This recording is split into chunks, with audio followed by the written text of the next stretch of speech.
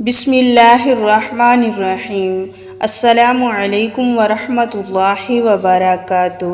حضرت عثمان رضی اللہ عنہ بیان کرتے ہیں، جب نبی صلی اللہ علیہ وسلم میت کو دفن کرنے سے فارغ ہوتے تو اس کے پاس کھڑے ہو کر فرماتے، اپنے بھائی کے لیے مغفرت طلب کرو، اس کے لیے سوال و جواب کے موقع پر ثابت قدمی کی درخواست کرو، کیونکہ اب اس سے سوال کیا جائے گا۔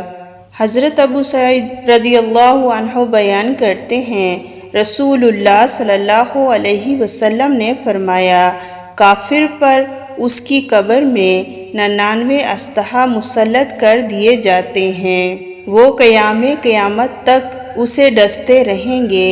اگر ان میں سے ایک اسلحہ زمین پر پھونک مار دے تو زمین کسی قسم کا سبزہ نہ اگائے۔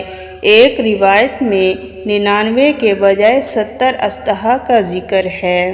حضرت سعد بن ابی وقاص رضی اللہ عنہ بیان کرتے ہیں، رسول اللہ صلی اللہ علیہ وسلم نے فرمایا، مسلمانوں کے حق میں وہ مسلمان سب سے بڑا مجرم ہے جس نے کسی ایسی چیز کے بارے میں اپنے نبی سے دریافت کیا جو پہلے حرام نہیں تھی، لیکن اس کے دریافت کرنے کی وجہ سے اسے حرام کر دیا گیا۔